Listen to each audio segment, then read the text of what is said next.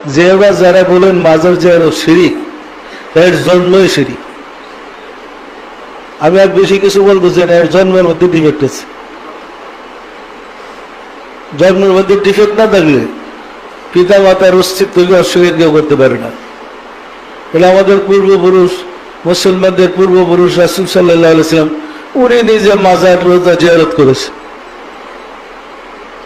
করছে না করে নাই? আর যারা হুজুর সাহেব বলতেছে জিয়ারত শিরিক বাদাত, এটা কি সঠিক বলতেছে? তারাই শিরিক।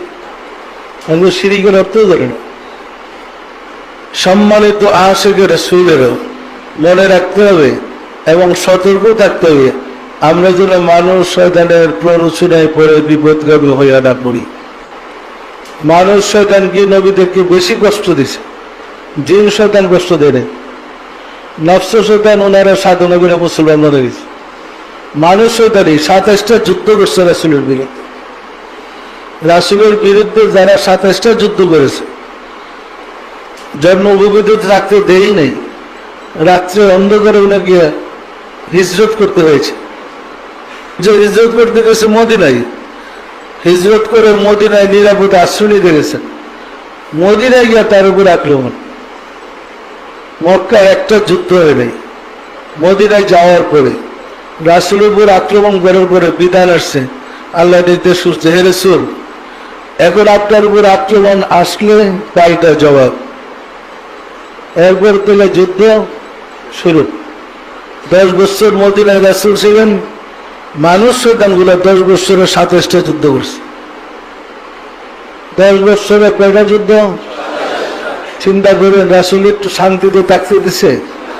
যিনি আসলেন জগৎকে আল্লাহ রহমত বরকত দিয়ে ঢাইলা দিতে, রহমত বরকত পরিপূর্ণ করতে, তার উপরে 10 বছর 27টা যুদ্ধ। 27টা যুদ্ধে প্রতিটা যুদ্ধে কিছু লোক শহীদ হয়েছে।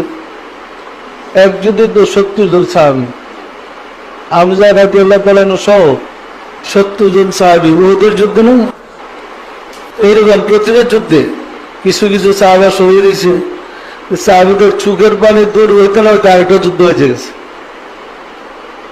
একটা যুদ্ধের শহীদ হওয়ার এদের স্মৃতিটা মুছবার আগেই আরেকটা যুদ্ধ বেঁচে গেছে, আবার আক্রমণ করছে। প্রতি বছরের আক্রমণ করতো, তো প্রতি বছর একটা করে হইলে তাহলে 10টা না হইল, বছরের গড়ে 3টা যুদ্ধ করছে। এই মানুষ শয়তান বলে, মানুষ শয়তান বলে আল্লাহ মানুষ শয়তানও বলছেন, আবার কাফেরও বলছে, আবার মুনাফিকও বলছে। পরিষ্কার না? পরিষ্কার না? মানুষ শয়তান গুলো রাসূলের বিরুদ্ধে যুদ্ধ করেছে। পরিষ্কার না? পরিষ্কার না?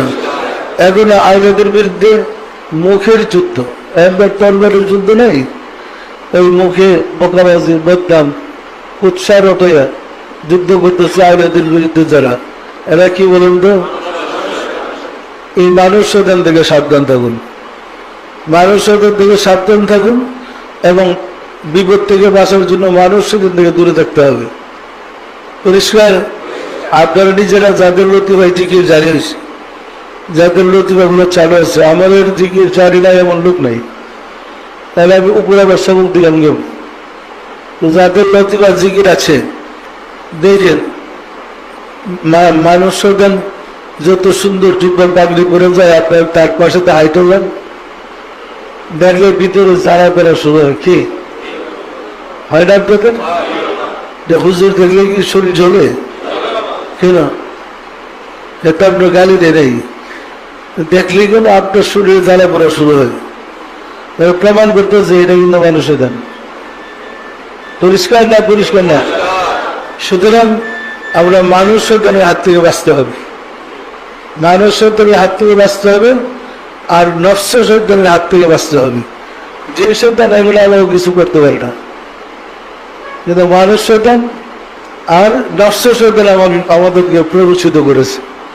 তো নফস শয়তানের সাথে মুর্শিদের তাওয়াজ্জুহে সাহায্য নিয়ে সাধনা করলেই নফস শয়তান আস্তে আস্তে সংশোধন হয়ে যায়।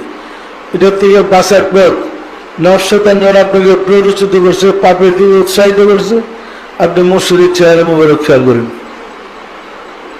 মুর্শিদের চেহারা মোবারক খেয়াল করে আজিজি করেন, দেখবেন সঙ্গে সঙ্গে এটা থেকে আসছে।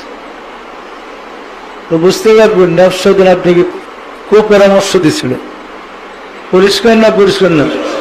এই নফস শয়তান থেকে বাঁচার জন্য মহান রব্বুল আলামিন যুগে যুগে অসংখ্য নবী রাসূল আউলিয়া কিরামদেরকে পাঠিয়েছেন, যারা মানুষকে শিক্ষা দিছে নফস শয়তানের প্ররোচনা থেকে নিজেকে বাঁচার জন্য। আর যারা নফস শয়তানের প্ররোচনা থেকে নিজেকে বাঁচাইতে সক্ষম হয়েছে তাদের ধর্ম শান্তির, তাদের ধর্ম ইসলাম। পরিষ্কার? শান্তির ধর্ম ইসলাম তারাই পেয়েছে।